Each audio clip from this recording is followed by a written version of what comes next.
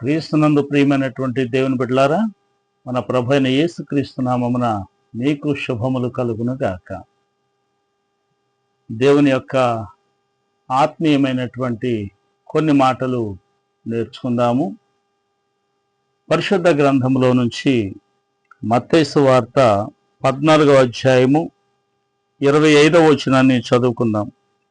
రాత్రి 4వ జామున ఆయన సముద్రము మీద నడుచుచు వారి యొద్దకు వచ్చెను. కృపగల దేవ వందనాలు. ఈ వాక్యములో ఉన్నటువంటి కొద్ది సారాంశమును ప్రభువా ఇదిగో నా తండ్రి మరి వివరించుచు ఉండగా నీ దీవెనలు ఆశీర్వాదములు మాపై ఉంచండి. యేసు నామమును బట్టి అడుగుచు ఉన్నాము తండ్రి, ఆమేన్. తెలివిని గలిగించు నన్ను దివ్యగా వెలిగించు, నీ కలిగిన భాగ్యములన్నిటిని నా కంటికి చూపించు, నీ కలిగిన భాగ్యములన్నిటిని నా కంటికి చూపించు. ప్రియా శ్రోతలారా, దేవుని యొక్క వాక్య భాగంలో నుంచి ఈ మాటలు మనము నేర్చుకుందాము. ఇక్కడ 25వ వచనములో రాత్రి 4వ జామున ఆయన సముద్రము మీద నడుచుచు వారి యొద్దకు వచ్చెను అని వ్రాయబడి ఉన్నది. రాత్రి 4వ జాము. ప్రియులారా, మొదటి జాము ప్రొద్దుగుంకు జాము, 2వ జాము రాత్రి జాము, 3వ జాము అర్ధరాత్రి జాము, 4వ జాము తెల్లవారు జాము. ఈ విధంగా మనము చూస్తూ ఉన్నాము.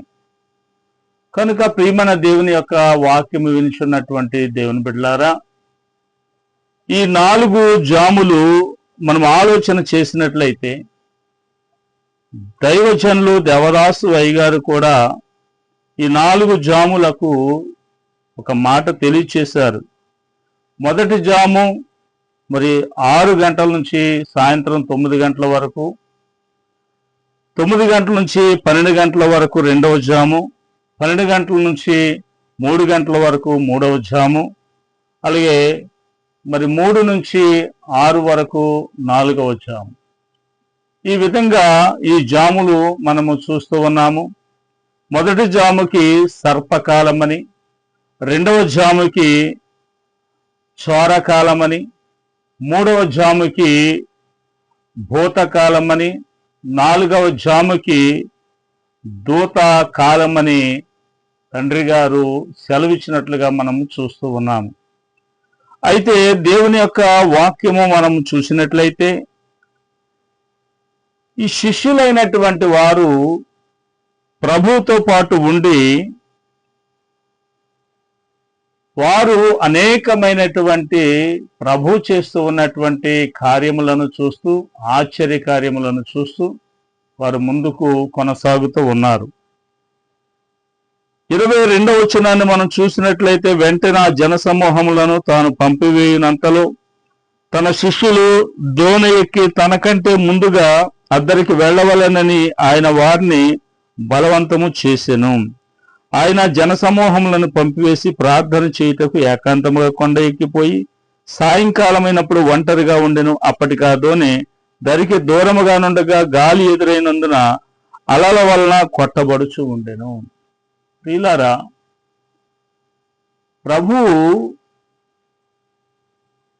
వారిని విడిచి ఏకాంతమైనటువంటి ప్రార్థన చేయటానికి వెళ్ళినప్పుడు ప్రభు కంటే ముందుగా అద్దరికి చేరవలెనని శిష్యులైనటువంటి వారు దోణి ఎక్కి వెళ్ళిరి. అయితే అలల చేత సాయంత్రమైనప్పుడు అలల చేత దోణి అతలాకుతలం అవుతూ ఉన్నప్పుడు ఇక్కడ మనం చూసినట్లయితే వారికి చాలా భయము వేసినట్లుగా మనము చూస్తూ ఉన్నాం. అయితే ఈ వాక్య భాగంలో ఉన్నటువంటి సారాంశం ఏంటంటే, ప్రభువారు వారి దగ్గరికి వచ్చినప్పుడు రాత్రి 4వ జాము అని వ్రాయబడి ఉన్నది. అనగా మొదటి జాము, రెండవ జాము, మూడవ జాము, ఈ 3 జాములలో ప్రభు రాలేదు గాని 4వ జాములో ప్రభువు వచ్చారు. వచ్చినప్పుడు శిష్యులైనటువంటి వారు చూచి చాలా భయపడ్డారు. అందులో కొంతమంది అమ్మో భూతమేమో అని అనుకున్నారు. తెల్లవారుజాము కదండి. వెంటనే ప్రభువారు మరి ఆ సముద్రం మీద నడుచుతూ రావటాన్ని బట్టి శిష్యులు ఎంతగానో సంతోషించారు. ఇక్కడ చెప్పేటువంటి సారాంశం ఏంటంటే, ప్రియ దేవుని బిడ్డలారా, మరి మొదటి జామున దోణి అలల చేత కొట్టబడింది. రెండవ, మూడవ జాములలో కూడా ఏ విధమైనటువంటి సహాయము అందలేదు గాని మరి 4వ జామున ప్రభువారు వచ్చి గొప్ప సహాయము చేసినట్లుగా మనం చూస్తూ ఉన్నాము. మన జీవితంలో మొదటి జాము, రెండవ జాము, మూడవ జాము అనగా కొన్ని సందర్భాలలో ఒకవేళ 3 సార్లు గనక మరి మీరు అనుకున్నటువంటి కార్యము జరగకపోవచ్చేమో గాని 4వ జాము అనగా దేవుడు తన గొప్ప కార్యమును చేస్తాడని దేవుని సేవకునిగా మీకు తెలియజేస్తూ ఉన్నాను. దేవునికి స్తుతి కలుగును గాక. ఆ విధంగా మనం చూసినట్లయితే మరి యోహాను సువార్త 11వ అధ్యాయము 39 నుంచి 44 వరకు మనం చూసినట్లయితే ఇక్కడ లాజరు అనేటువంటి ఒక ఆయన మనకు కనబడుతూ ఉన్నారు. బేతనియ గ్రామవాసులైనటువంటి నివాసులైనటువంటి మరియా, మార్త, లాజరు అనేటువంటి వీరు దేవునికి బహు ఇష్టమైనటువంటి కుటుంబముగా మనం చూస్తూ ఉన్నాం.